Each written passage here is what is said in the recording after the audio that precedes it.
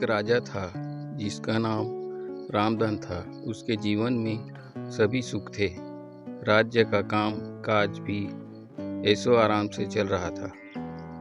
राजा के नैतिक गुणों के कारण प्रजा भी बहुत प्रसन्न थी और जिस राज्य में प्रजा खुश रहती है वहाँ की आर्थिक व्यवस्था भी दुरुस्त होती है। इस प्रकार हर क्षेत्र में राज्य का प्रवाह अच्छा था। इतने सुखों के बाद भी राजा दुखी था क्योंकि उसकी कोई संतान नहीं थी। यह गम राजा को अंदर ही अंदर सताता रहता था। प्रजा को भी इस बात का बहुत दुख था। वर्षों के बाद राजा की यह मुराद पूरी हुई और उसे एक पुत्र की प्राप्ति हुई। पूरे नगर में कई दिनों तक जश्न मना। नागरिकों को राजमहल में दावत दी गई। राजा की इस खुशी में प्रजा भी झूम रही थी। समय बीतता जा रहा था। राजकुमार का नाम नंद सिंह रखा गया। पूजा पाठ एवं इंतजार के बाद राजा को संतान प्राप्त हुई थी, इसलिए उसे बड़े लाड प्यार से रखा जाता था। लेकिन अति किसी बात की अच्छी नहीं होती। अधिक लाड ने नंदन सिंह को बहुत बिगाड़ दिया था। बचपन में तो नंदन की सभी बातें दिल को लुभाती थी, पर बड़े होते होते यह बातें बदतमीजी लगने लगती है। नंदन बहुत ज़्यादा जिद्दी हो गया था। उसके मन में अहंकार आ गया था। वो चाहता था कि प्रजा सदैव उसकी जय जयकार करे, उसकी प्रशंसा करे। उसकी बात न सुनने पर वो कोलाहल मचा देता था।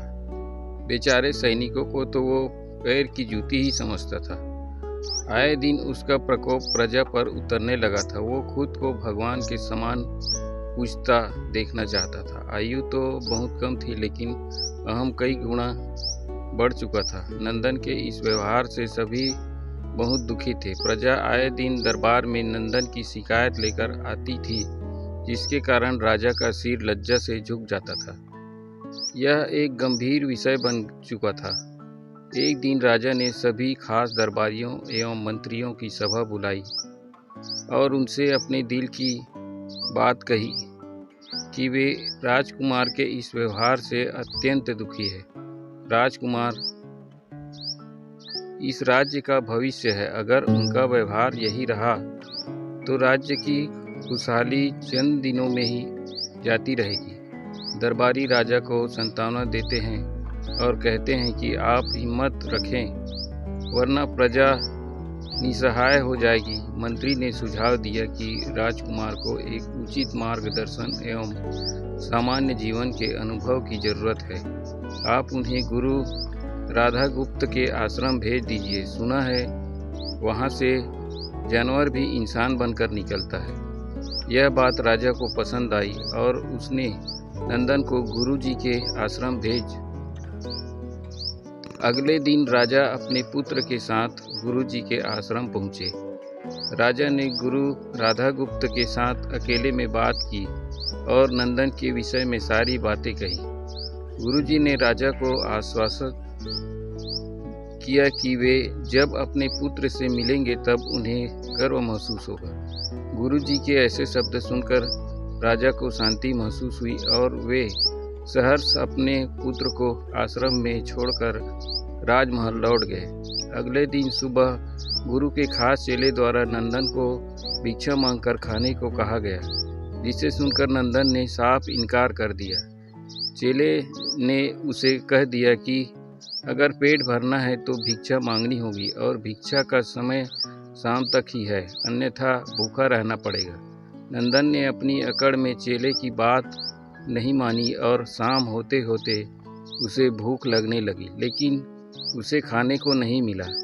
दूसरे दिन उसने भिक्षा मांगना शुरू किया। शुरुआत में उसके बोल के कारण उसे कोई भिक्षा नहीं देता था, लेकिन गुरुकुल में सभी के साथ बैठने पर उसे आधा पेट भोजन मिल जाता था। धीरे धीरे उसे मीठे बोल का महत्व समझ आने लगा और करीब 1 महीने बाद नंदन को भरपेट भोजन मिला, जिसके बाद उसके व्यवहार में बहुत से परिवर्तन आए। इसी तरह गुरुकुल के सभी नियमों ने राजकुमार में बहुत से परिवर्तन किए, जिसे राधागुप्त जी भी समझ रहे थे। एक दिन राधा गुप्त जी ने नंदन को अपने साथ सुबह सवेरे सैर पर चलने कहा।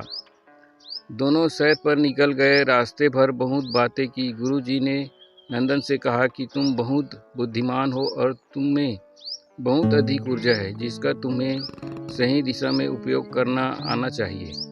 दोनों चलते चलते एक सुंदर बाग में पहुंच गए, जहां बहुत सुंदर सुंदर फूल थे, जिनसे बाग महक रहा था। गुरुजी ने नंदन को बाग से पूजा के लिए गुलाब के फूल तोड़ने कहा।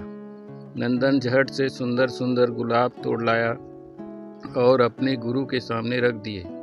अब गुरुजी ने उसे नीम के पत्ते तोड़कर लाने कहा। नंदन वो भी ले आया। अब गुरुजी ने उसे एक गुलाब सूंघने दिया और कहा, बताओ कैसा लगता है। नंदन ने गुलाब सूंघा और गुलाब की बहुत तारीफ की। फिर गुरुजी उसे नीम के पत्ते चखकर उसके बारे में कहने को कहा। जैसे ही नंदन ने नीम के पत्ते खाए, उसका मुंह कड़वा हो गया और उसने उसकी बहुत निंदा की और जतर कतर पीने का पानी ढूंढने लगा। नंदन की यह दशा देख गुरुजी मुस्कुरा रहे थे। पानी पीने के बाद नंदन को राहत मिली। फिर उसने गुरुजी से हंसने का कारण पूछा। तब गुरुजी ने उससे कहा कि जब तुमने गुलाब का फूल सूंघा तो तुम्हें उसकी खुशबू बहुत अच्छी लगी और तुमने उसकी तारीफ की, लेकिन जब तुमने नीम की पत्तियां खाई तो तुम्हें वो कड़वी लगी और तुमने उसे थूक दिया और उसकी निंदा भी की। गुरुजी से नंदन को समझाया, जिस प्रकार तुम्हें जो अच्छा लगता है तुम उसकी तारीफ करते हो, उसी प्रकार प्रजा भी जिसमें गुण होते हैं उसकी प्रशंसा करती है। अगर तुम उनके साथ दुर्व्यवहार करोगे और उनसे प्रशंसा की उम्मीद करोगे तो वे यह कभी दिल से नहीं कर पाएंगे। इस प्रकार जहाँ गुण होते हैं वहाँ प्रशंसा होती है। नंदन को सभी बातें विस्तार से समझ आ जाती है और वो अपने महल लौट जाता है। नंदन में बहुत परिवर्तन आता है और वो बाद में एक सफल राजा बनता है। कहानी की शिक्षा, गुरु की सीख ने नंदन का जीवन ही बदल दिया। वो एक क्रूर राजकुमार से एक न्यायप्रिय दयालु राजा बन गया। इस कहानी से हमें यही शिक्षा मिलती है कि हमें गुण होंगे तो लोग हमें हमेशा पसंद करेंगे, लेकिन अगर हम अवगुणी हैं तो हमें प्रशंसा कभी नहीं मिल सकती। दोस्तों, स्टोरी कैसी लगी हमें कमेंट करके ज़रूर बताएं, ताकि हम अपने चैनल में और सुधार ला सकें, और चैनल को सब्सक्राइब ज़रूर कर लें। Thank you.